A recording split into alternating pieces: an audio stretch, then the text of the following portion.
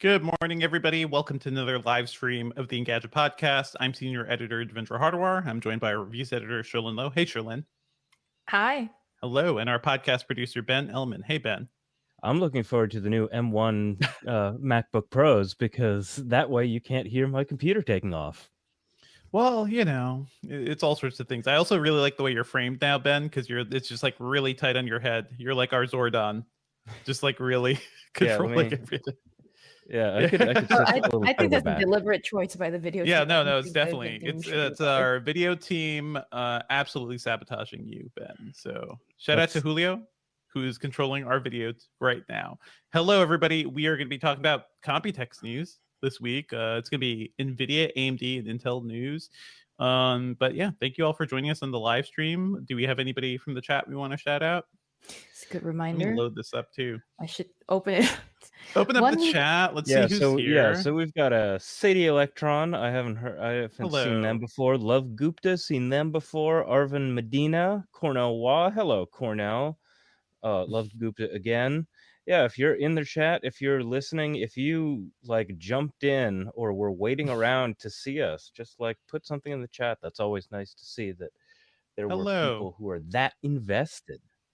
Absolutely. And as always, this is a live recording of the podcast. So once we begin recording, we can't really talk with the chat. We may pull in some comments from the chat room. And then we will take breaks in between segments to have like a Q&A with you guys. So we got some cool stuff happening. There's a lot of hardware to like go through today. Should be fun. Should be a lot of fun. Don't worry if the chat is going fast or something. I'm going to be looking at things, making sure the good and interesting comments end up getting banked. If there's anything else that you want to talk about, we'll probably have a little Q&A in the middle of the stream, maybe let's say 20 to 25 minutes in, maybe a little bit later. Sure. Stick around. After our like big segments, like, yeah. And then we'll do something at the end too. We may have some hardware to show off, and bank your questions, folks. We got a lot of stuff. I'm just looking around my desk. What do I have? I have this. I'll talk about this later. So let me know, what do you people like for cameras right now? I just picked up the A7C. So this seems like a good upgrade from Sony's mirrorless stuff. I'm interested in hearing what our audience thinks, because this thing is crazy. We'll talk more about this after the show. But yeah, full frame sensor in a really tiny body. I'm excited. Sherlyn, anything interesting going on in your life? If we stick around late enough, I might be able to tell you. Okay. No, I do think. I know it's tech stuff. Yeah, but I know I don't want the other information. I just want to just show me your gadgets. I mean, other information, like I just came back from vacation and I'm still catching up. So, but I am looking forward to like the second part of the show where we just talk about the stuff we're working on and all the recommendations, because I feel like with a less packed show, I can go crazy. So there we go. You can go crazy. Okay, folks, I think we're good to go. We're just going to kick on into it, okay? Let's talk about NVIDIA. What's up, everybody, and welcome back to the Engadget Podcast. I'm Senior Editor Devendra Hardawar. I'm Reviews Editor Sherlyn Lowe. Today, we'll be chatting about the latest news from Computex 2021, which is still happening. We're not in Taipei like we normally are to go cover this thing, but there's a lot of virtual stuff happening. Yeah, sigh. I'm going to ask you more about that, Sherlyn, in a bit. But yeah, we'll have some news from NVIDIA, AMD, and Intel, and any other fun stuff. And we've got a bunch of other small news bits that happened this week that seem really exciting too. And yeah, we'll be chatting with our podcast producer, Ben Ellman, throughout the show too. So, hey, Ben, how's it going? Hello. Hello. So just so you know what our voices sound like, as always, please subscribe to the Engadget Podcast on iTunes or your podcatcher of choice. Leave us a review on iTunes if you enjoy the show. That's always helpful. And you can always check us out, broadcasting live every Thursday morning around 10 a.m. Eastern, typically. You can also drop us a note at podcast@engadget.com. We'd love to take your questions. We can mention it on the show even in the future. And hey, if you want to record a voice memo or something too, like maybe we can make a way. If you want to record a voice memo or something too, shoot it to that email. Maybe we can plug it into the show. Let's get straight to Computex. And let me just say, Sherlyn, I'm very sad because I know this normally is your favorite show. It is my favorite show. I think it's our favorite show because Computex is a show that both you and I have been covering together for the past couple of years now. We fly 16 to 18 hours from New York to Taipei. We spend a whole week in Taipei, and we're just surrounded like by PC hardware, but also surrounded by great food and, you know, the beautiful city of Taipei and just being in a very different place. And insane weather, which I love. I know you hate, Shalyn. Just super humid weather. But the whole thing about Computex, which you guys may not get when we write about it and when we talk about it, is that it is an experience in Southeast Asia, and I just miss that whole experience. So being, you know, up late covering news that's happening remotely is not nearly as fun. And also, yeah, you were on vacation, Sherlyn, so you missed out on a lot of this fun time too. Yeah, I normally type Computex is like kind of my trip back to Asia every year, and so not doing it this year is not just like a work like thing that I'm missing out on, but also, you know, family time and family time. Yeah. Well, it's been 2 years. We didn't even go last year either. There was no Computex last year, so 2 in a year. But virtual Computex, there was still a lot of news. But you know what surprised me is that like the sheer amount of news that came out of like chip companies, but hardly any other company, in my opinion. Like, usually I have more stuff in my purview at Computex to cover. I have Asus. Yeah, you have more systems to cover. Yeah, and I feel like there's a little bit, not so much of the hands-on experience, at least, right, on the video side of things. For sure. You hit a lot of press release stuff. But anyway, I'm happy to get down into it. I feel like in terms of news, this was more of like half of Computex is like PC components and the nitty gritty hardware stuff that both Sherlyn and I really like. And not just systems, not just like consumer gadgets. This one, since it's virtual, I think it's just mainly components. So let's start with some news from NVIDIA, which I think was the biggest news of this event. They announced the new RTX 3080 Ti and 3070 Ti desktop GPUs. These things are massive and powerful. I have a review up of the 3080 Ti on the site right now. They're also really expensive, or at least the 3080 is. It is $1,199. $1,199. That's compared to the plain 3080, which is $699. You know, that is difference. It's $500 more. So the big difference is it's just a lot more powerful. So the I think the way a lot of people are describing this is that it is sort of like the RTX 3090, which is NVIDIA's insane $1,499 video card, which I can't even imagine having that in my system. But it is sort of like a lot of the power from that chip scaled down to the cooler and hardware that more resembles the RTX 3080. So it is faster. And I definitely noticed that in my testing, especially when it comes to like ray tracing performance. You know, for a game like Control, where I am always just trying to crank how hard my system can go, this thing was able to run Control in 4K with NVIDIA's DLSS technology, rendering everything at 1440p. And DLSS sort of like takes low resolution textures. It uses AI processing to upscale them to a better resolution. So it was able to do that plus high ray tracing settings. So that's like all the visual niceties, just really beautiful graphical flourishes, and still run the game above 60 FPS. It was like 70 to 80 FPS. That is kind of remarkable because Control is just like, it is a demanding game. It is sort of like the crisis of our time, crisis in terms of the game crisis. This thing handles ray tracing so well. But I think in other things, in some benchmarks, and certainly in games like Destiny 2, the performance bump was like 10% over the RTX 3080. And I don't think that is worth a $500 premium. You know, like it is a tough thing. And as we're talking about all this stuff, I don't know if you've noticed this, Sherlyn, but the video card market is insane. Everything is insane right now. So whatever prices NVIDIA is putting out. Well, yeah, all the PC and chip markets are insane, but GPUs in particular, right? We are in a world where a card that's supposed to be $500, like the RTX 3070, is now selling on eBay for $1,500. It's crazy. You know? Everything is out of stock at every store, and even if you can find a GPU in a store, you're still going to be paying above market price, basically. So this is a bad time to buy GPUs. NVIDIA is saying this card will be $1,199, maybe for the lucky few who can get it early. But if you're buying it later, if you're buying it from a reseller, you're going to be paying a lot of money for that. I've seen people pay over I think like $2,000 for the RTX 2080 Ti, which is several years old right now, but still really powerful. Just a bad time. The GPU market is sort of like a fantasy right now. We talk about these prices about why that is actually. So, well, it's a bunch of things, right? A few episodes ago, I was a few episodes ago, I was stupidly thinking that, okay, it was cryptocurrency that was still controlling the price of that market. That is not the case. Again, that's probably not the case. Is it that it's just production slowdowns because of the pandemic? What's going on? It's everything. It's everything. So it is production slowdowns. It is increased demand from gamers who are still like reeling from not being able to get a GPU because of all the crypto miners. These new cards and a lot of NVIDIA's new hardware is hash limited, which means you can't use them for a lot of cryptocurrencies. So that is one way to like keep them out of miners' hands.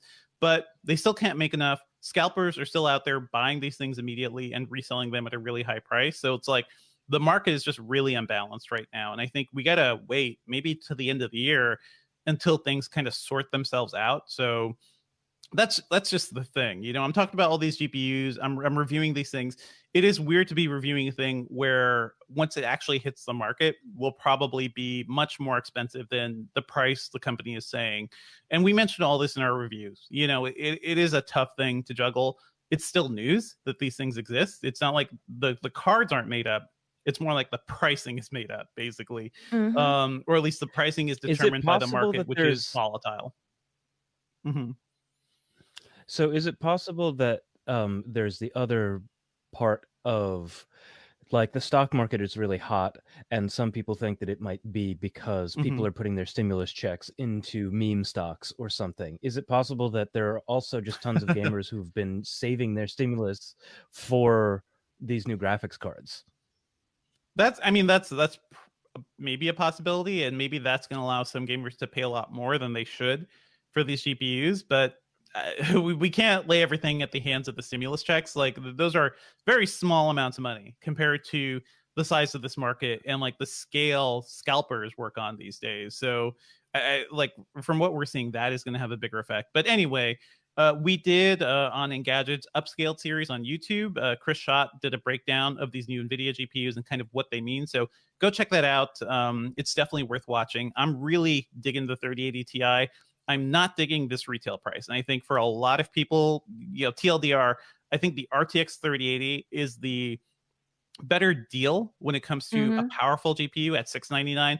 Honestly, the 3070, which was supposed to be a $499 card, is really powerful, really like performs really well. That thing is like the best balance of price and performance.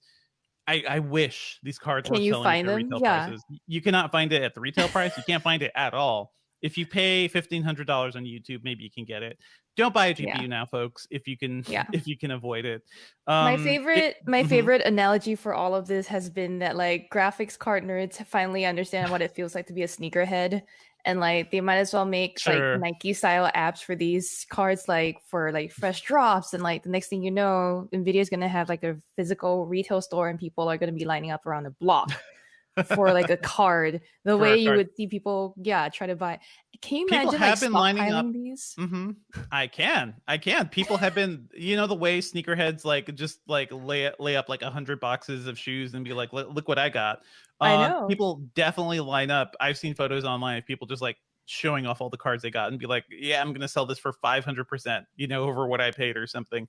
It is a mess right now. One thing I'd recommend, and we're going to move on to AMD side of things. But if you're building a new computer and your GPU is just kind of like this hole in your like setup right now that you can't fill, you could consider one of AMD's new APUs, which are their CPUs that have a bit of Radeon graphics on them. And at Computex, they also announced like two of the 5000 series APUs are going to be on sale in August. So that's going to be nice. And I think like that is a way for you to like build a computer, be able to plug in a monitor, play a simple game if you wanted to, but just basically build a computer, and then just sit there and wait for a GPU. Like that is the thing. But hey, folks, if you can wait, please wait, because this market is insane.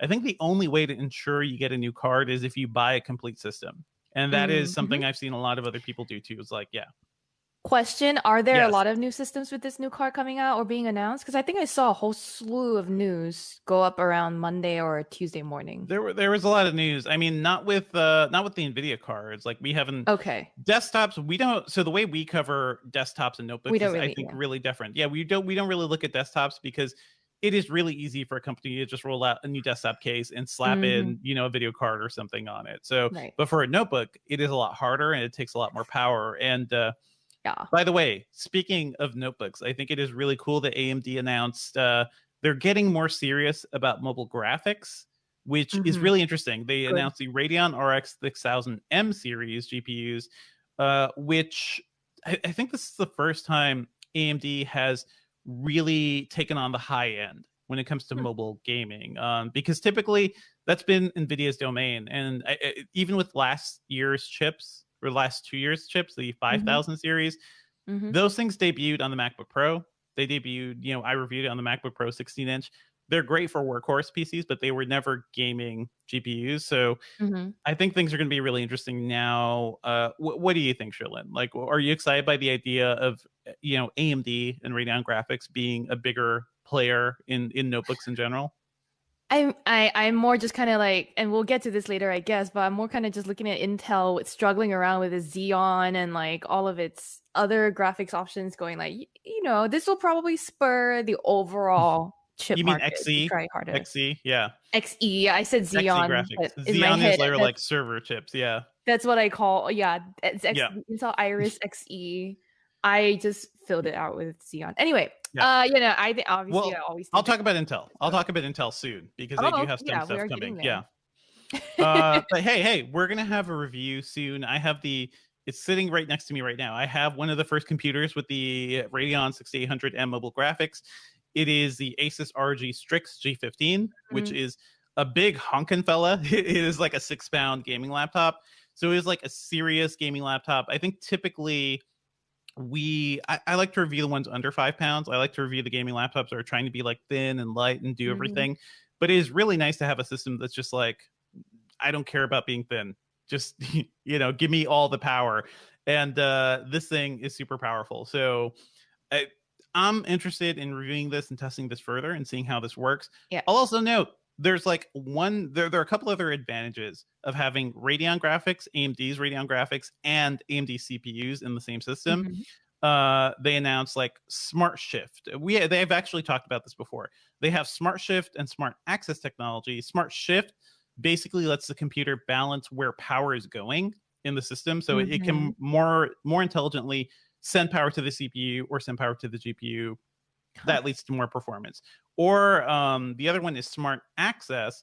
That gives the CPU direct access to the memory that is sitting on the GPU. And these GPUs tend to have a lot of like VRAM on their own too.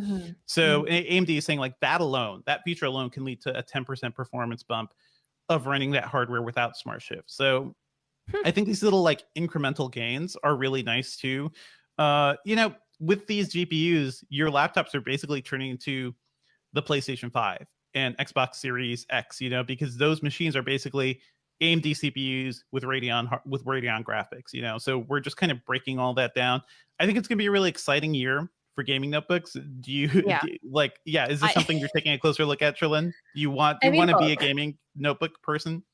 I mean, the thinner they get, right? 5 pounds is still like not my realm, right? The laptops that's portable for gaming. Pounds. Yeah. I know. So like with fans and cooling systems and whatever, obviously they're hunking beasts that, back in the day when I used to tote laptops around in a purse, those were not for me. Now though, I live, bro, so I can probably take on your 5-pound machines. I also think that when it comes to gaming, of all the different types of, platforms there are PC versus console, I've just been more inclined towards PC, even though I think like a controller, the controls are better with the proper like console. You can use controllers. You can always you can always link one up. I have the Stadia one, which we shall not talk about. No, but I just don't play that many games on PC at the moment. Other than, and this is a fun fact, I just learned Settlers of Catan, a board game that I can also play online. So that is me PC gaming, League of Legends, and Catan. So I don't see any AMD's power for that. Maybe. Well, so who knows? Like, so we've also covered, and we're going to talk more about Intel too, but we've talked about like Intel's Xe graphics, you know, and that is their new onboard built-in integrated graphics. And maybe you don't need a full dedicated GPU. Maybe you just need a little something that can let you play Settlers of Catan or The Sims or something. Right. Yeah. So that's all. I think that's getting better too. I think maybe AMD is going to be better about getting its Radeon APUs too, or the Ryzen APUs. Again, Ryzen CPU plus Radeon graphics in a single chip. Putting that together, you know, that could be useful for laptops as well. We've seen that work really well over the last few years. Basically, it's an exciting time to get a laptop. Bad time to start building a desktop. How about that? Let me put that out there. Just because these markets are so crazy right now when it comes to video cards. At least on the laptop side, you're not paying crazy prices. And the hardware is like new and interesting, you know. Speaking of laptops, I just want to quickly shout out Intel announced 2 new U series chips. And these are they have different lines, right? Like they have the U series, which are for like ultra portables and super thin and light computers, and they have the H series chips, which are more powerful, and those are going to be the ones you find in gaming laptops and like workhorse machines. These new U series chips, they finally have some they still top out at 4 cores, but they finally have one that hits 5 gigahertz on a single core. So a bit of a performance bump there. That is Intel trying really hard to compete with like AMD's latest Ryzen 5000 series chips. And really now the war in computers in general, like both on desktops and laptops, but AMD's really making a play for power, you know, like especially when it comes to multi-core performance and things like that. So the war is heating up. I think our computers are going to get a lot more interesting. Are you excited by any of this? I do want to say, like, I think that a lot of the time when we go to Computex in the last few years, at least I've noticed this pattern of like companies trying to, you know, take Intel's lunch. And AMD has been doing it for years and seems like it's finally there. Like, you know, it used to be like, oh, I'll take an appetizer, oh, I'll take a snack, and I was going for the full main course. And usually when we're at Computex, some of the stuff that I cover at least is 5G stuff and Qualcomm. Qualcomm is one of the companies that usually has a big showing there at Computex. I'm trying to just make sure I can talk about this, but I wouldn't be surprised if we see also Qualcomm go for Intel's desktop or laptop share, you know, business by trying to announce cards for PCs based on ARM. And I just bring it up because I think my mind went right to like, you can't talk laptop chips without talking about Apple's M1 anymore nowadays. For sure. And once we talk about that, like the idea is, will these cards that just got announced by AMD, for example, I mean, the ones in the laptop category anyway, can they compare to Apple's M1? Do you think there is potential? Do you think Apple's still gonna...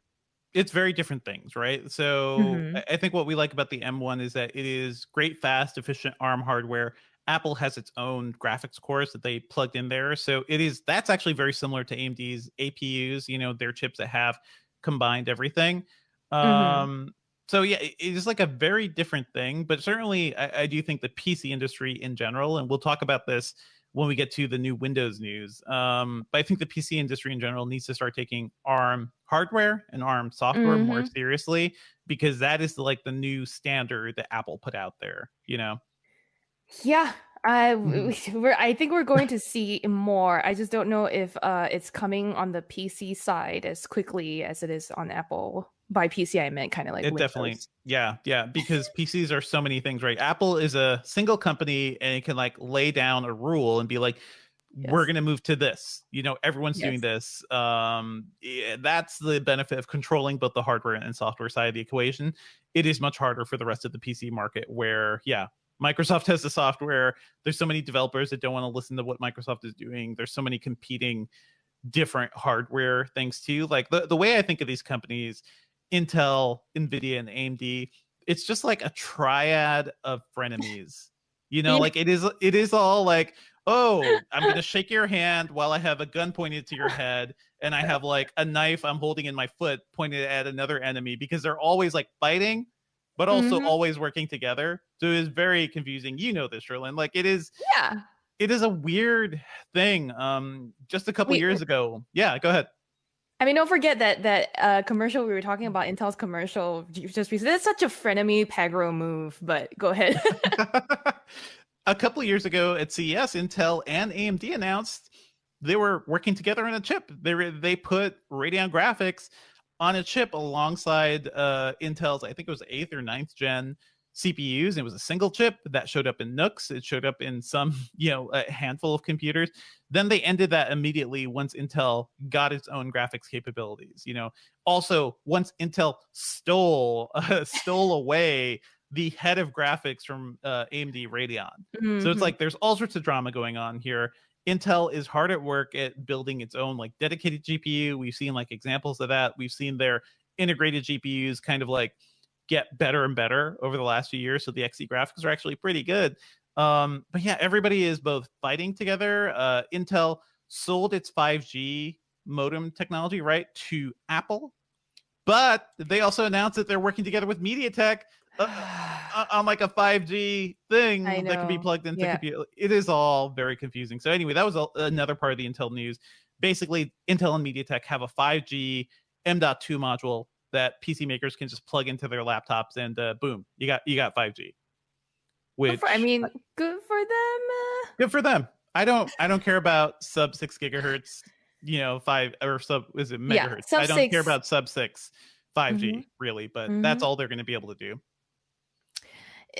Yeah, that to me is like until you get to millimeter wave, the gains are not that obvious, and MediaTek doesn't seem to have Qualcomm's muscle when it comes to millimeter wave, and not to mention all the tech in between. So we'll see about that. Let's take a break because we just dropped a whole bunch of news. Let's talk to our audience for a bit because we're going to move on to other news. Sure. I see some questions coming in. Can we do a little bit of a better outro there?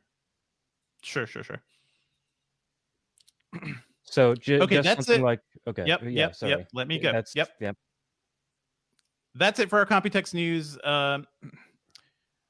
Okay, that's it for Computex news. Let's move on to some other news. And we'll just jump in straight from that. How about that? Okay, sure. Do you want to just introduce the Q&A section, actually, like in case we actually want to plug some of this into the audio? Why don't we do the Q&A, and then if there's something we want to plug in, we can say we can do a intro after.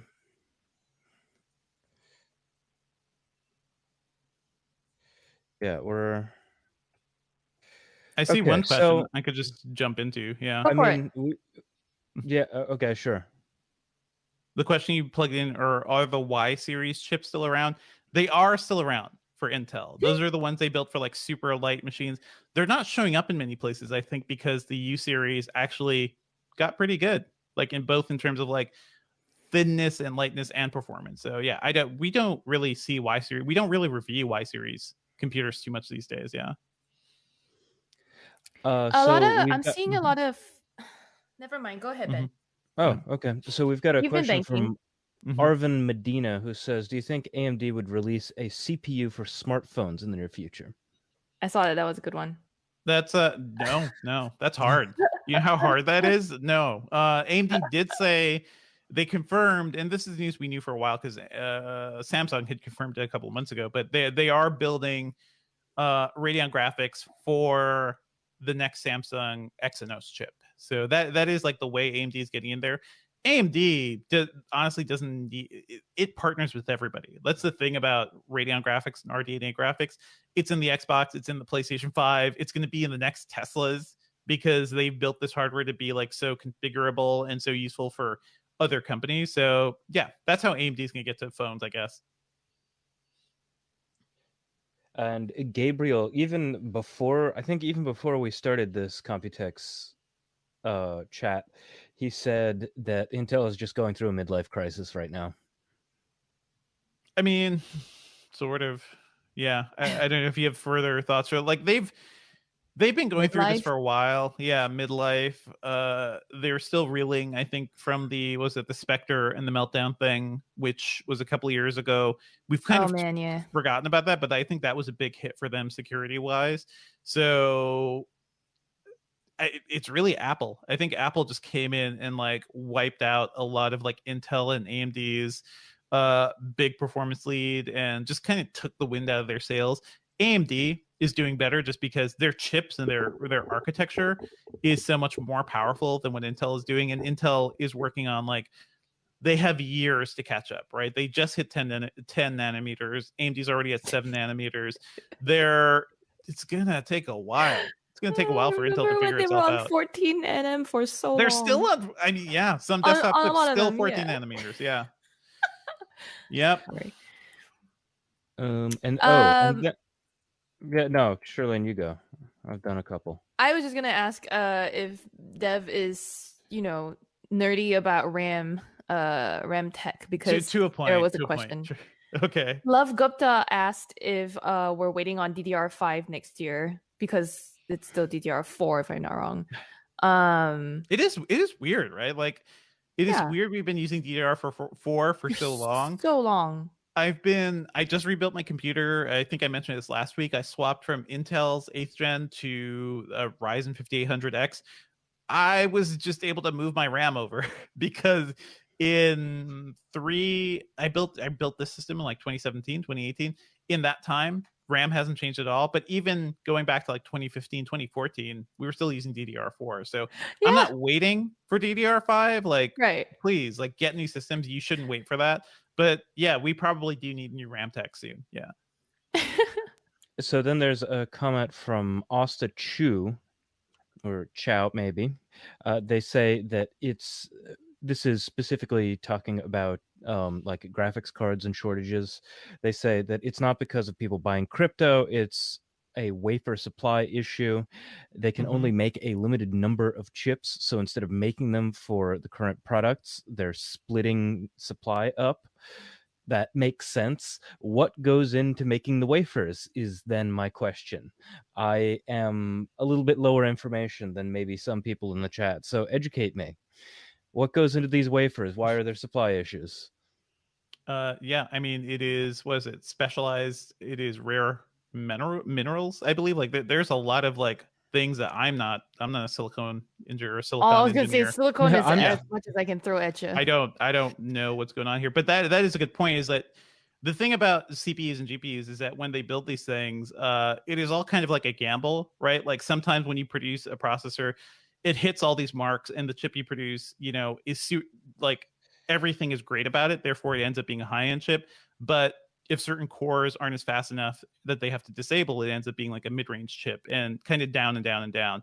It is all like a weird RPG gamble, right? It's like you're rolling the dice, hoping you hit like a certain amount. And I think like what's happening right now is like, yeah, the ability of things they've been able to produce has been greatly reduced because they can only produce so many wafers now. So that is certainly a part of it. Yeah. And like, this could be answered by my brother, who's a materials engineer, but he doesn't do that specific kind of materials engineering. Like, he doesn't usually do like tech hardware stuff. He does other things. Not trying to expose him online. I was about to talk about his whole job. No, let's not do that. Please don't. Yeah. Keep your brother secret. I see some questions coming in. Austin Chu also mentioned, it's not Spectre and Meltdown. It is the wafer thing. I'm just mentioning Spectre and Meltdown because, for the love of God, the entire industry has forgotten how much these companies have kind of failed us because it was like a dogged pursuit for power and speed at all costs, which opened up their chips to a lot of vulnerability. So I don't think we should forget about those. And that was a hit for Intel for at least a year, because that was like time they had to slow down and take a look at like their architecture and where they're going, because it kind of like stalled their progress for at least 6 months. They had to make sure their new architecture also considered all these flaws. Yeah. We got some hype in the chat for E3. E3 is one of our biggest shows every year. I think CES and E3 are among our two biggest shows in terms of like stage and the number of people we dedicate to covering it. So definitely hang around our site for that. I'm not sure of our video E3 is 2 weeks from now. That's gonna happen soon. Yeah. But you can be sure we're going to be covering that like crazy. But in between, we still got WWDC, people. Don't get ahead of ourselves. We're going to die, but we're going to die slowly. We're all going to die.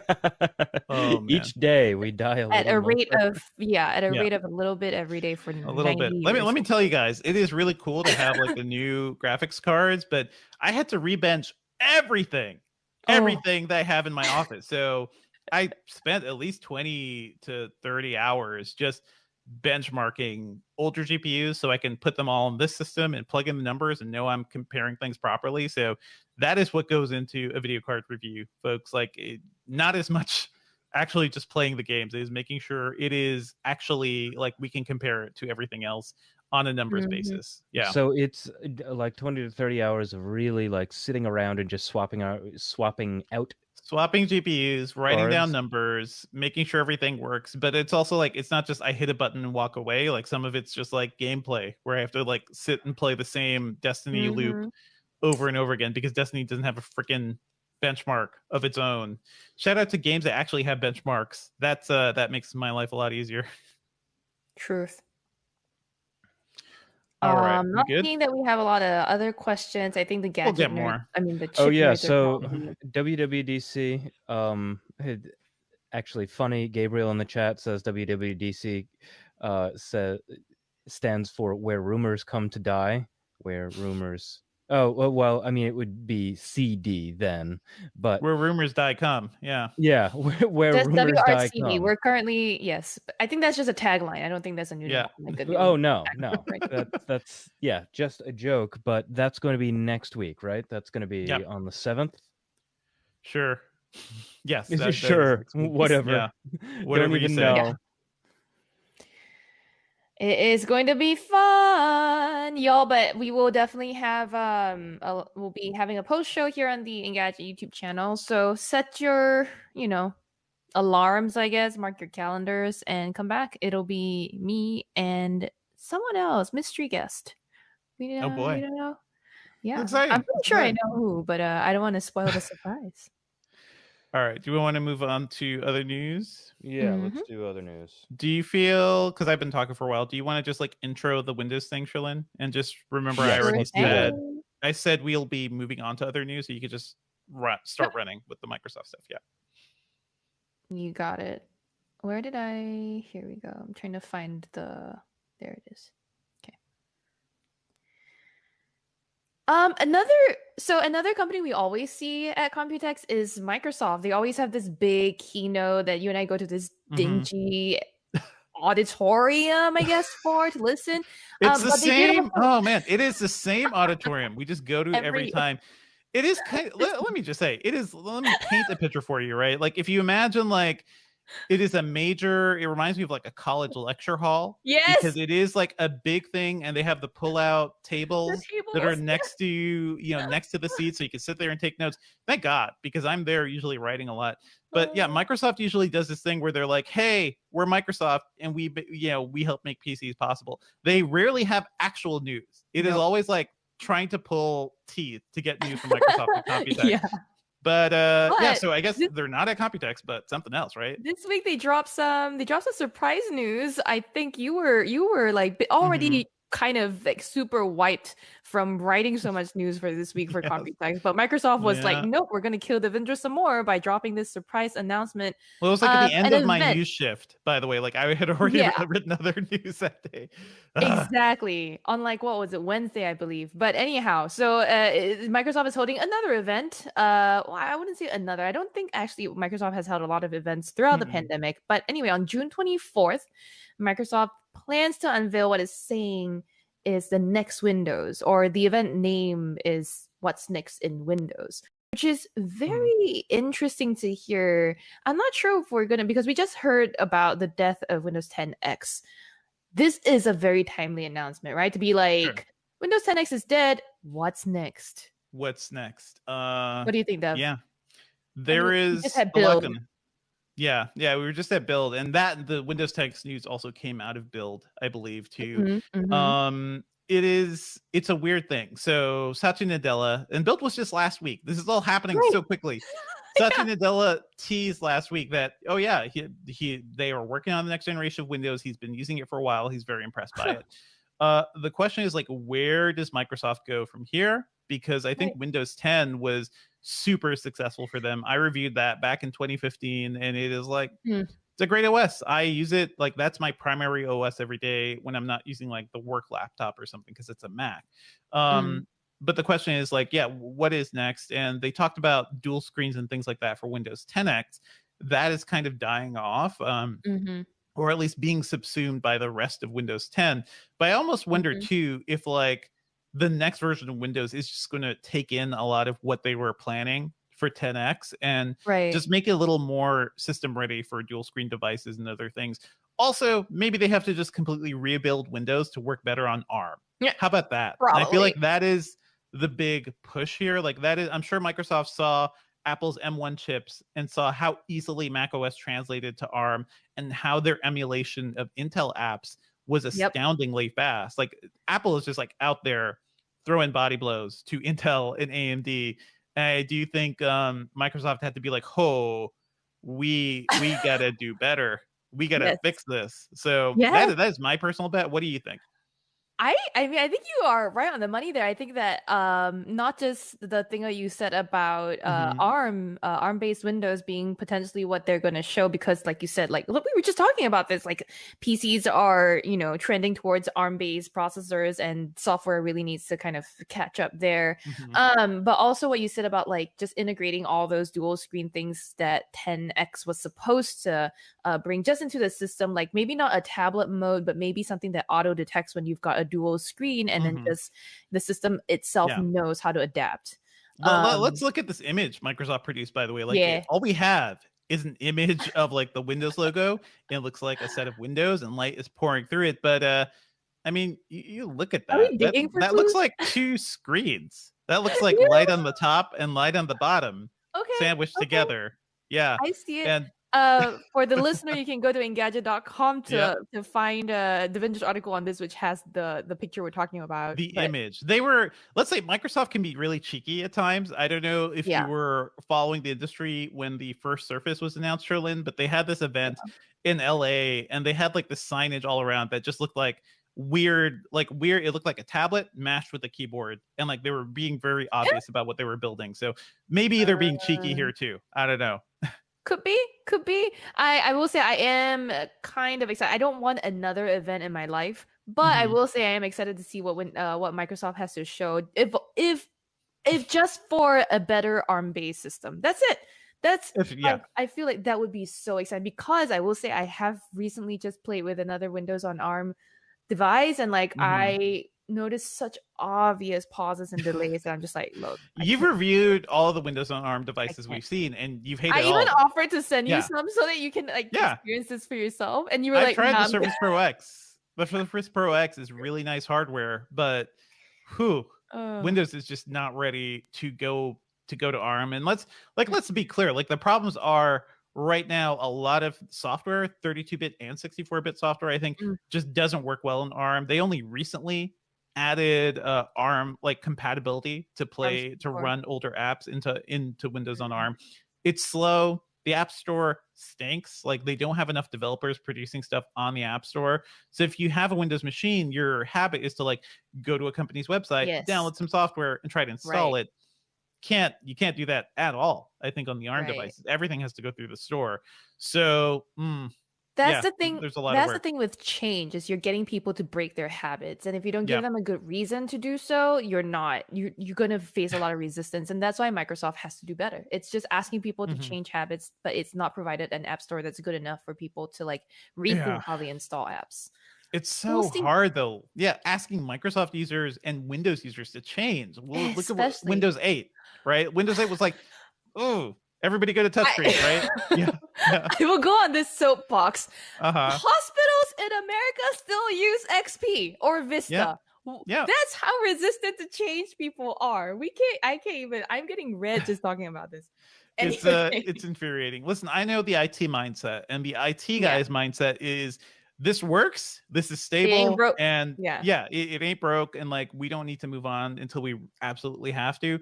I think Windows 10 is actually a good upgrade for a lot of those things, but what happens with hospitals and other places is they're running weird apps for like all sorts of machines and different things where it's like, oh, they can't upgrade because the XP compatibility is not great on Windows 10 or other things. So hey, maybe they can fix that.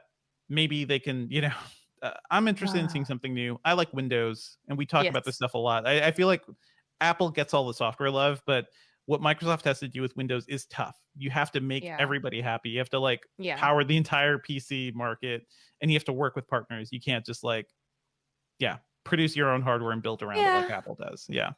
True.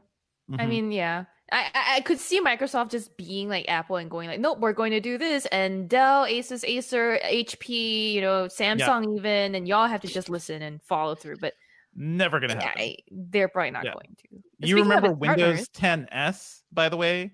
Oh, like that was Windows 10s was Microsoft's attempt to be like, hey everybody, we're like locking down Windows. It's gonna be a little more secure. We're gonna start doing it on our laptops. Nobody wanted it because if you buy Windows, again, you want to be able to use it like Windows and download apps from the web and stuff. So yeah, we sound like we hate Windows, but to be clear, Devendra and I are both my primary daily driver, even my work laptop. I was the one of 2 Engadget people to ever request a Windows PC for my work machine. So there you go. But anyhow, there you go. There was other news too, right? I mean, yes, go ahead. Speaking of cool Windows machines, I think one of the other things, we didn't see many computers at Computex, but Alienware did take some time to unveil the X15 and X17 ultra thin gaming laptops, and just shining these out. These things look really cool. They have the same basic design of Alienware's M series, which we've talked about. I reviewed those early on, but they're even thinner. They're thinner. I think even potentially thinner than Razer's hardware, which for the longest time, being the thinnest gaming laptop around, was Razer's claim to fame. This is just Alienware going really hard on design, really going hard on thinness here. Are you excited by the idea of pretty thin gaming laptops? I mean, we were just talking about this, but what is the weight here, really? I know you don't have the number offhand, probably. No, so I don't think they released it yet either. Yeah, that would be interesting because while the inch, the profile here, we've got 1.95 cm, which is 0.77 inches thick on the bigger, I think, 15-inch laptop. That's twice what I'm used to. No, not really. Twice what I'm used to, pretty much. So we'll still see. Am I excited? That's my answer, really. I guess. Yeah, it's a tough thing. I was on a call with Alienware folks about these things, and somebody was just saying so what are we gaining by going thinner? What is the point of a thin gaming machine? And it's like the Alienware folks basically did the shrug emoji, because it's no, it's not making your system faster. It's not going to help with gameplay. It's not like a monitor upgrade. It's not like a processor upgrade. It is just hey, bro, it's thinner. That's cool. And we can say we're thinner. And I do think that is annoying. Yeah, because these are at a premium, right? You're paying $2,000 to $2,100 for these things, whereas the M15 and M17 start at $1,400 to $1,600. So you're paying for thinness and design. I think that there is some technologically it is impressive to keep going, getting smaller components, keep making everything work in smaller packages. But when you're, fighting to get to this is a numbers game, right? You're just trying to get under an inch thick or something, whatever, which is very impossible. But then you like you said, sacrifice other things you introduce flex for one, or how are you going to fight against flex on something it's heat. It's really heat with gaming laptops and thermals. Yeah. And but outside of the gaming laptop world too, mainstream laptops are also trying to go thin and light. And one thing that also gets sacrificed is keyboard depth and battery life. Yeah. Battery life. And therefore the thermal stuff too. So I think like philosophically I'm there for the technological advances, and I think eventually we'll get to a day where like our laptops are all like pieces of paper. They're so thin, you know, and light.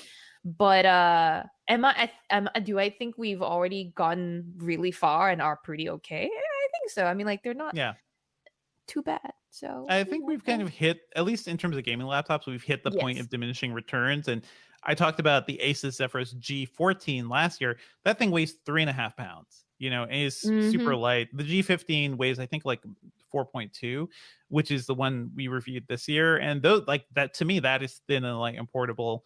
I'd be really interested to see the weight on the X15 and X17. But you know, if you don't support this idea, don't buy it. There are so many other systems you can buy.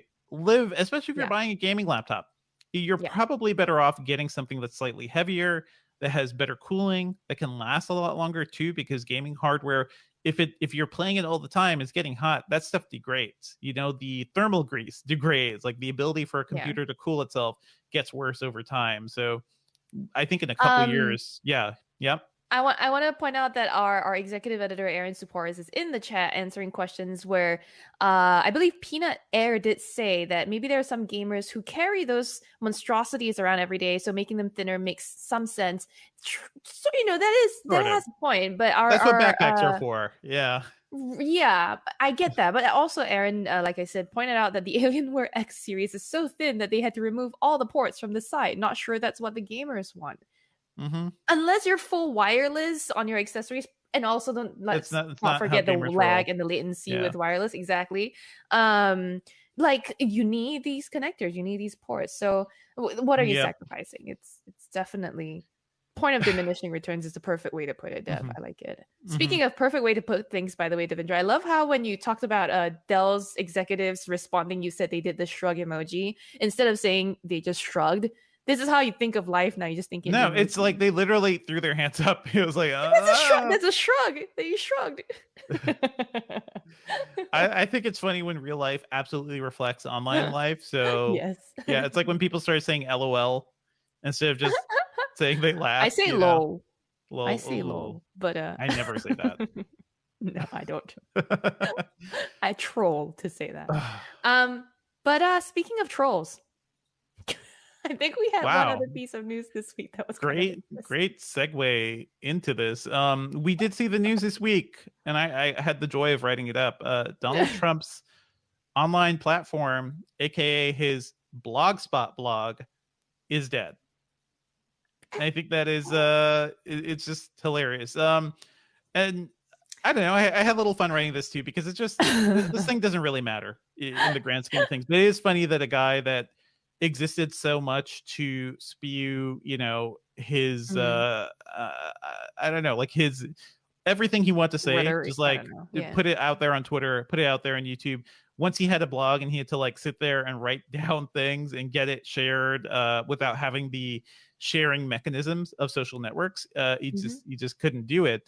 I think it was really funny. The Washington Post reports that Trump basically ordered to kill the blog after they and a lot of other places reported that it had really dismal traffic. Like it was like nobody was really there reading it compared to other places. And just the way it was programmed too. I remember people were trying to share things. Links would break. You couldn't share videos properly. Like things didn't share themselves properly to social networks. Just kind of hilarious. Where do you think, Sherlyn, now that Donald Trump has, you know, tried and failed blogging like so much else in life, where do you think, you know, he's going to try and fail next? Drum roll, please. TikTok. I was going to do like boom, chick, bow. And then I was like, that's not the right sound. And then, but I don't know. I think he's going to find the platform that hasn't turned him away yet. So, I mean... Well, he did spend a lot of energy trying to kill TikTok in the US. So he did. There is that. And then the irony, the beautiful irony will be that he's going to try to get on TikTok and then they're going to be like, nah, fam. I love the picture. I absolutely believe. Go ahead. I was just going to say, I love the picture you chose for your article on this, by the way. It's just Donald Trump making the gesture with his fingers of something very small. So small gesture. And the caption is, that's him measuring his blog's traffic. Yep. But So I actually saw something pretty interesting just before we started recording. So Casey Newton, the guy who writes the Platformer newsletter, talked a little bit about this in his issue today. And so I want to read a little bit of something that he wrote about this. It said that, after months of let me start that again. After months of Trump-free Twitter, the platform's value to him has been more clear than ever. Tweets are simply more powerful than posts on a website. They can be reshared to a global audience with a single click. They can attract new followers by the millions and set the agenda for many of the world's prominent journalists. Trump's rapid retreat from blogging highlights the degree to which he depended on free reach, not free speech, to advance his malign agenda. Great line. Great line. Yes, and that is the big important thing here. It is free reach that he really gets out of these platforms, and especially from Twitter, because let's be real about it, and I literally have this in my Twitter bio, it is a sassy LinkedIn for journalists. It is literally just where news people spend all day, and so that's where he got the most eyeballs of the people who controlled media narratives, and they would just spread whatever he was talking about that day for free. If people actually need to go to his site to see whatever things that he has to say, instead of having it served to them just passively, it is a totally different ballgame. And I think this is something that we need to think about in terms of other people who just exist for attention in the future. Is this a path toward deplatforming and seeing how whether or not deplatforming people actually is effective? Then there needs to be whole benchmarks of who gets deplatformed and why. It gets very complicated. And that goes back to a lot of, I think, white supremacists and other folks, notable folks, was it Milo Yiannopoulos, who were also banned on networks, and we don't hear from them anymore. They're gone. There are people who might be saying to you, who is Milo Yiannopoulos now? Exactly. If you were on Twitter in 2014 or 2015, you knew exactly who this guy was. Yep, absolutely. Let me just read a statement. If you were waiting, by the way, for Trump's online platform to launch, do not worry.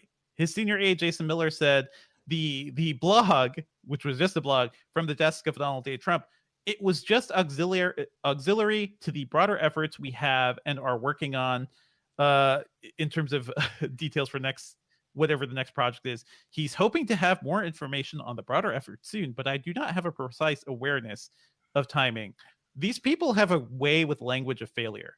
Just gotta say, it is. I do love the way they frame all this stuff. But hey, maybe the Donald Trump social network is going to happen in sometime soon, and it'll also be hilarious.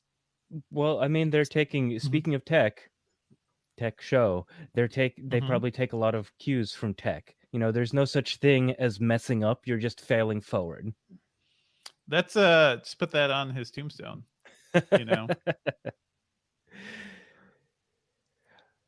Okay, I think it might be. Let's move on to what we're working on. All right. Well, I'll throw you first, Sherlyn, so you can talk more. Yep. We're talking about working on now? Yep. Sweet. Let's move on to what we're working on. Sherlyn, what's up? I know you're coming off of a week of vacation, which is well deserved, but also vacation means more work in other ways, right? Yep. Yeah. I'm digging myself out of this vacation hole, which is catching up on the hundreds and hundreds of emails, which I still haven't fully gotten around to doing because I'm still. You don't just highlight everything and say Mark is right. I do that, but I kind of have to read. So I highlight everything and I'm like, okay, is this this Mark is unread? Is this I have to filter anyway? Doing that plus testing a new system plus prepping for WWDC, which is Monday next week. Monday, June 7th, whenever that is, Tuesday. And getting ready for that. But I'm hoping, fingers crossed, that the summer will be a bit slower after June, because I know all the way till the end of June we're pretty slammed. But hopefully. Tech company event planners, listen to me, please. Dear God, please do not schedule any more events. At least, clear July and August. Just let's all take a break. let's not introduce anything for a while. Go. Let's all everybody go rest. So that's me just praying very hard for the next 2 months to be ended. Cool. How about you? I am so the things I mentioned, I'm working on the Asus Rog Strix review. I really like the benchmarks I'm seeing so far because this thing is actually outpacing the 3080 in some benchmarks and some games. But again, I think ray tracing is going to be the weakness for AMD at this point. And I'm also simultaneously working on a review for the 37 Ti, which is going to drop sometime next week. Yeah. Damn. Let's move on to our picks. How about that? And I'm really interested in hearing what's up with your picks. Well, I think you're interested because I have to publicly go on the record and tell everyone you were right. I just like it when Sherlyn says that, so that's all. You recommended, I think 2 weeks ago, The Nevers, and you've been also like offline telling me to go watch it, and I like went and watched it during my time off. It's amazing. It's really good. It's like a cross between like Penny Dreadful, Miss Peregrine's House for Extraordinary Children. I think that's the title, plus X-Men. Plus X-Men. I really liked it. I think that if anyone's here still hasn't seen it, the whole first half of the first season is up on HBO Max. And all the things you pointed out about having a different showrunner, maybe changing maybe the second half of the season could be worth thinking about. But right now it's like a fun ride. And I'm really excited for more. I rewatched, by the way, the second half of that series again with my wife, and she was also similarly impressed. Like it is really cool like where it goes. Right, because you didn't like the first few episodes. I think episode 2 was weak. All of it. Episode 2 was a little weak because the pilot was great, but beyond that, like everything was good. Yeah. I liked all of it, and I haven't like rewatched in like very seriously yet, but no. Anyhow, it's a really cool show about like not mutants, but sort of superhero-y mutants. Yeah, superpowers, and like the whole theme is very similar to X-Men, but like this is an evolution, this is a whatever. Anyways, if you're interested in that sort of stuff set in the Victorian era, I guess, go check it out. But I've been watching a lot of shows that I'm saving for future episodes to tell you guys to watch, but for now, this week I thought it would be the time to go on a ramble about more food stuff, because the last time I recommended stuff to you guys it was about food. This time around, I am telling you guys to check out the app called Too Good To Go. It's actually I believe not really a foundation, but it's a website as well as like an Android and iOS app called Too Good To Go. Basically, it's a movement or some sort of project, right, where these people have teamed up with restaurants to sell the food that they have left at the end of the day for a much cheaper price to people near them. And it tackles food waste, which, like, imagine if you weren't if a restaurant that's not the size of, say, a chain like, I don't know, Chili's, Denny's, TGI Fridays, whatever, right? Those chains, I believe, have their own programs to manage their food waste and that sort of stuff. But like smaller, like independent restaurant owners don't generally have that. So if they prepare food ahead of time, if you watch a lot of Kitchen Nightmares like I do, you know that like food waste, rotting food in the kitchen is no good. So anyway, what you can do with the app is, and this is, I'll tell you why I'm recommending this later, but the way you can do in the app is you check out what restaurants are in your area. And I found like surprisingly a lot of restaurants near me are participating. You can sign up and reserve a bag. So they have these surprise bags that you can pick up at the end of the day or at a certain meal time of leftover food, and pay a fraction of the price you would otherwise pay for a meal like that. So like a lot of the bags are like $3.99, $4.99 instead of the usual $10 to $11 for a meal that size. And yeah, you can pick it up at like times that are good for you, 8:30, 9:30, usually end of day. I'm seeing a lot of those times. I haven't actually picked up a bag myself yet, just because like I'm not really eating out a lot. But if you are looking for a way to like try something new and like you don't want to spend too much money eating out all the time, I think this could be good if you're willing to take a gamble on what like food restaurant because you don't know where you're going to get, right? Yeah, exactly. You never really know. I mean, if you are worried about allergens and stuff like that, you can call out the restaurant and be like, hey, you make a reservation, you call out the restaurant and be like, hey, I'm dairy free or I can't have nuts, and then see if the bag has any of that stuff and probably get none of that in your bag. But anyway, yeah. So I mentioned that in part because.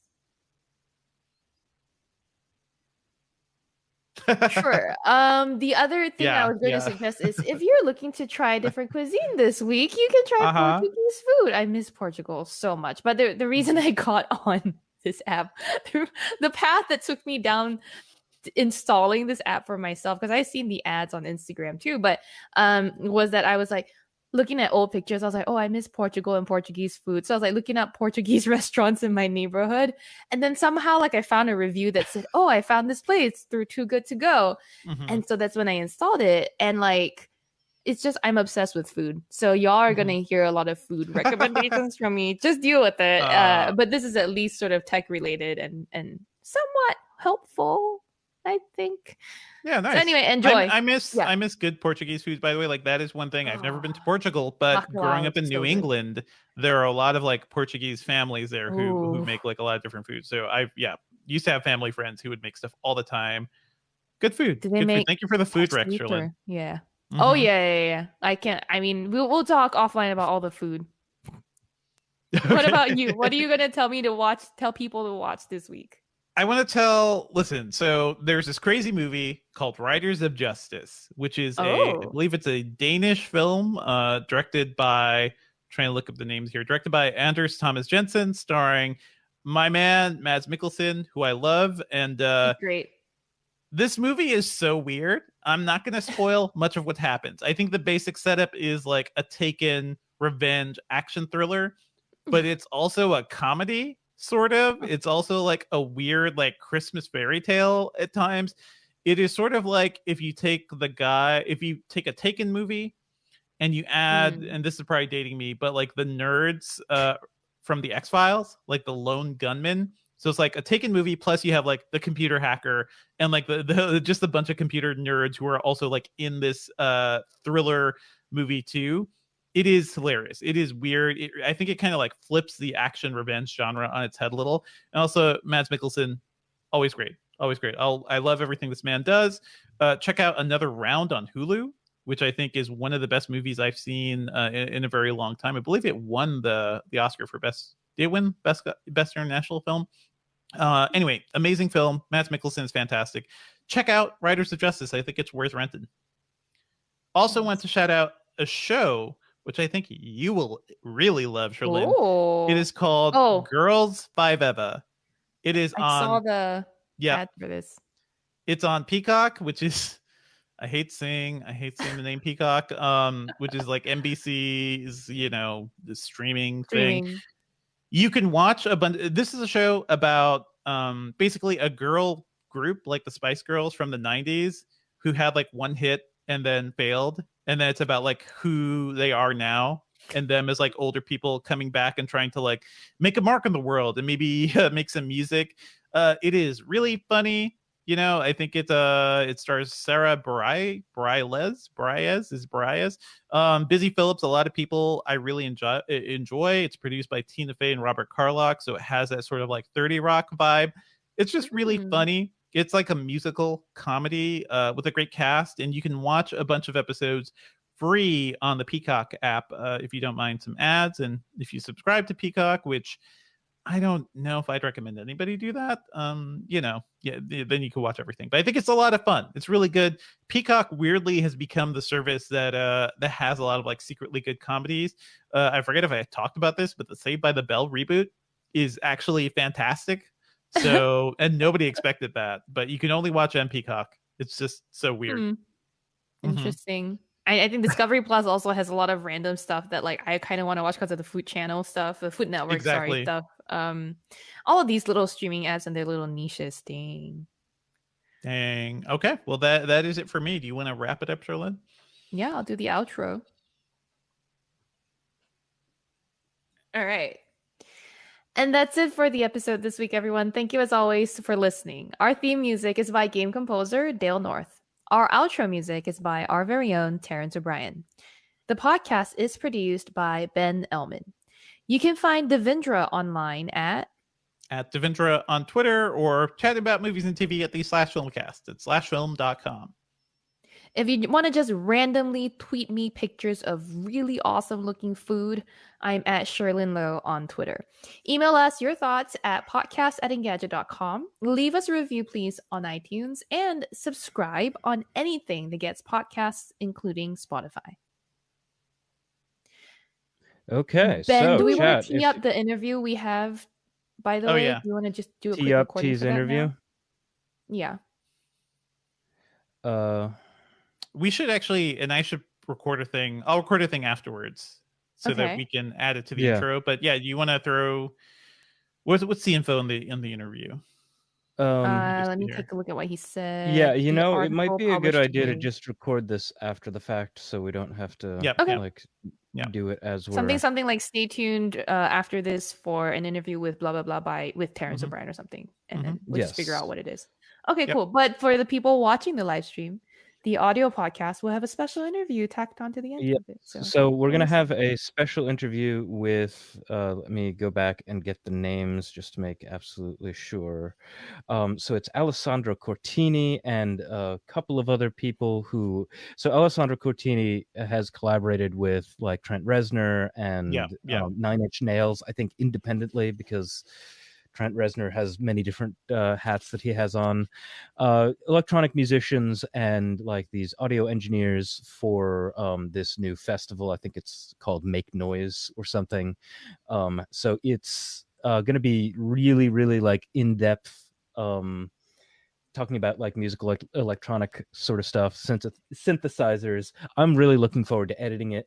And so if you're into like synths and like audio workstation plugins, or know someone who is, suggest that part of the Engadget podcast. You'll be able to find it just in the normal podcast feed. It'll be packaged with this episode, and we always have like a run of show in the show notes, so you can direct someone to like an exact portion of the show. It's always just good. Like tell them to get a segment. Anyway, so what are we talking about? So the chat was talking about like the lone gunman and stuff. D-Man 78595 was talking about how David Duchovny sat right down by him at a LAX boardroom, or I guess like just a waiting area in like 2007. David Duchovny almost knocked me over trying to run into a fancy New York City apartment building a couple of years ago. Was he just like followed by a mob of people still? No. I think he was trying not to get followed by a mob of people, probably, because he had just gotten out of one of those like big black cars, and he was going straight from like the every big celebrity. black car. You got to run. You don't look at anybody. Just like booking it into this apartment building, and so like I was like, man, who's this jerk that like almost knocked me over, like trying to run into this apartment building? And I got like, he's like, sorry, the truth is in there. I got to get in there. Yeah, something like that. I saw like 75% of his face, and I was like, is that David Duchovny? That's great. Oh man. Yeah, I spend a lot of time shout out to the regular names we're seeing again. Jedi Mind Trick on you, D-Man, Cornell Ray, /exception. But also, I remember seeing Chris Turner, Drew Karmokar said they had to set up a new account. Love Gupta is also here. ACBC made a funny joke just now, so I just want to say hello. Also, Wilstow, they were asking about durians. I see all of y'all. Durians are great. I stand. Oh, so speaking about sort of like Asian food, but also Portuguese food, and kind of like the long shadow of Portuguese colonialism. One of my favorite things is the little like egg custard cups that you can get at like a lot of Asian grocery stores. Just found out kind of recently that is not totally endemic to Asia. Like was not, I think, brought up completely by them. It was something that was brought over by like traders and colonists, and they just kept on making it. There are two styles of egg tarts, by the way. Yes, educate me. Consider myself I'd love an more expert, egg tart if only education. because I grew up eating the Hong Kong style, which is like my mom loves to say that it's my favorite food. Whenever we go out and eat, she's like, "Oh, she loves egg tarts. We'll buy her a ton." There's two styles: the Portuguese style, which is like a creamier custard with a flakier crust, softer. Okay, yeah. And then the Hong Kong style has a more biscuit-like crust, and the custard is firmer. Okay. So in most places and dim sum places, you'll find like the Hong Kong style one, which sometimes has a flaky crust too, but like the custard firmness and the whether the top is burned like a creme brulee is kind of how you distinguish it. The Portuguese style is a little more, but Portuguese egg tarts are like my fave, and they call them pastéis de nata, or I forget what the Portuguese name is for it. But it sounds goddamn, similar. I ate so many. So from what I remember from Bourdain episodes, yes, it sounds about right. Yeah. So what is it? So the Hong Kong style, I don't know if I've ever had the Hong Kong style actually, because most of the Asian grocery stores that I've ever gone to, for whatever reason, they have the Are you Portuguese buying frozen style. ones? No, these are fresh. Are you buying the frozen ones? Okay, that's probably because like the if you go to the frozen section of Asian supermarkets, you might be able to find some of the Hong Kong ones, because I have some in my freezer. I like, but the I think the reason the Portuguese ones are more widely available is because they're actually more popular. Like we love them.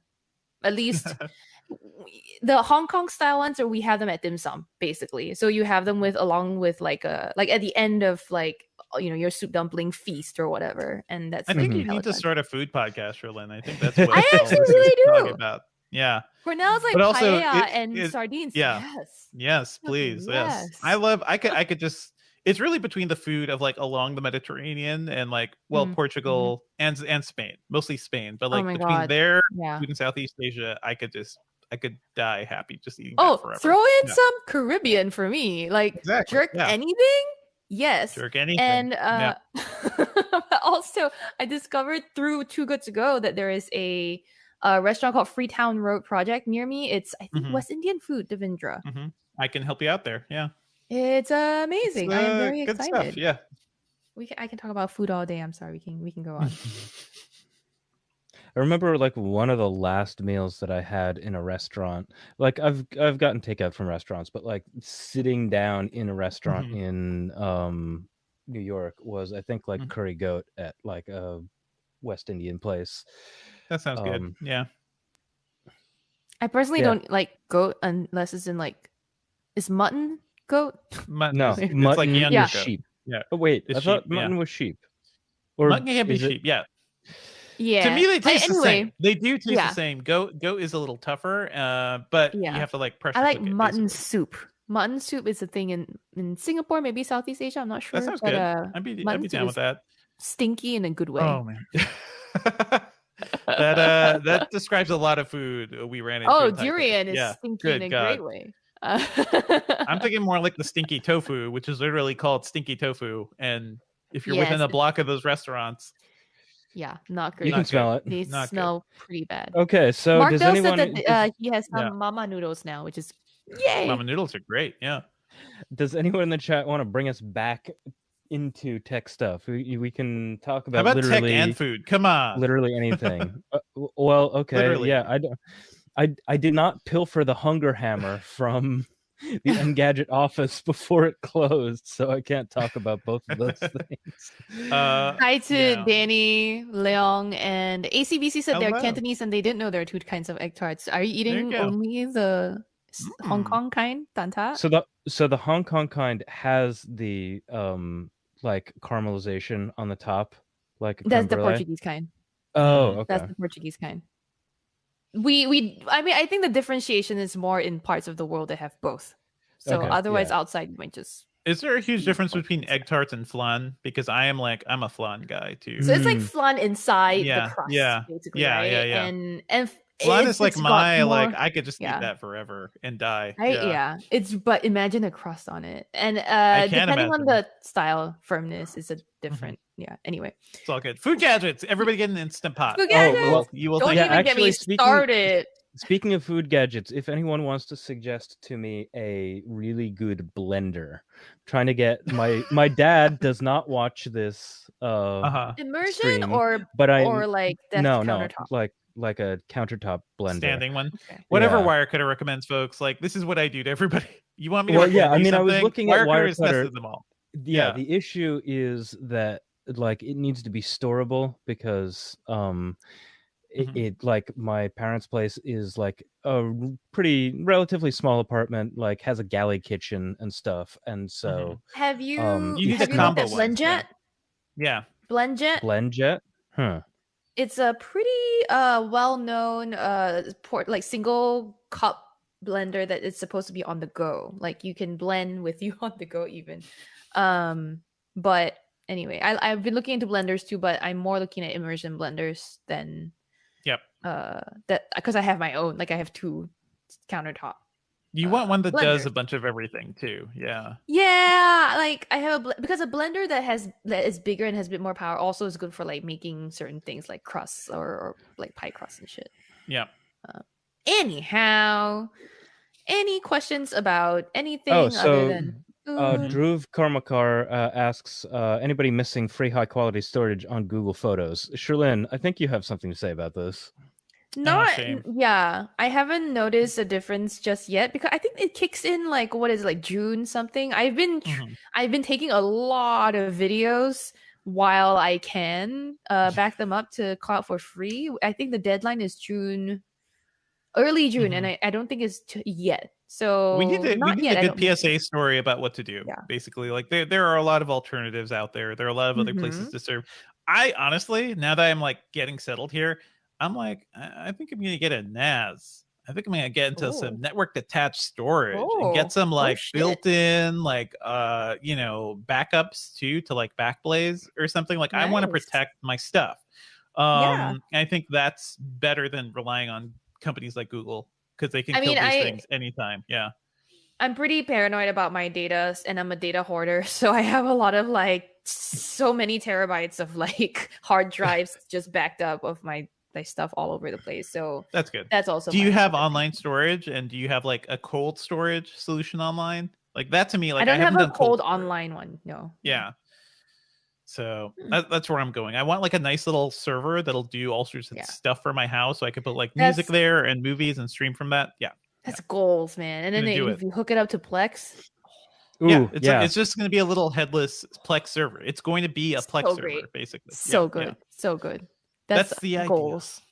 Yeah, like fast forward 3 or 4 years, and Sophia is begging Devendra to like put Cubo and the two strings 2 on or 4 strings on the Plex, like local Plex server, so she can watch it in literally any room anywhere.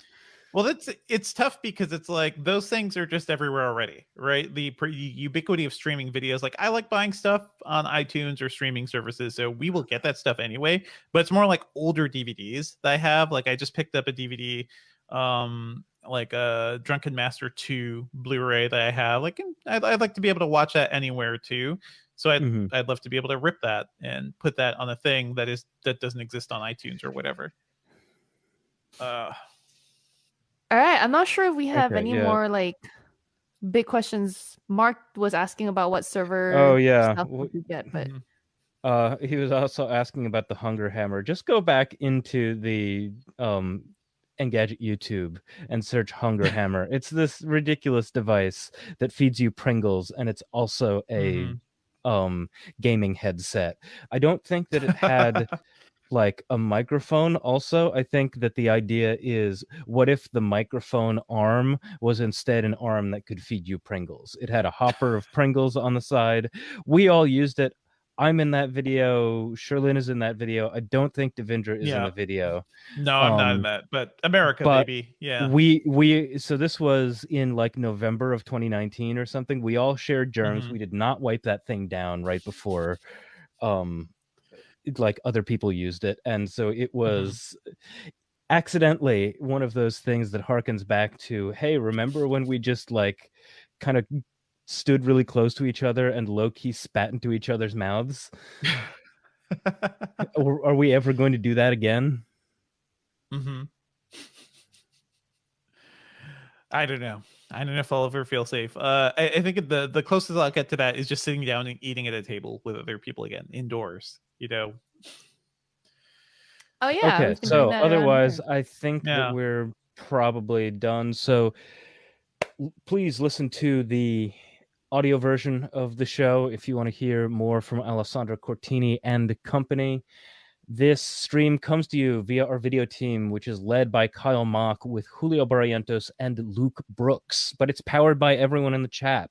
If you've stuck around this long, rate the show on iTunes. You've stuck around this long, you know about technology, you know how much these silly little algorithms control so many things. Rate the show 5 stars, rate your Uber driver 5 stars. It's important.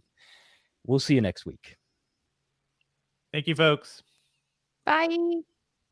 Yay. That's good. This is good. Oh, no.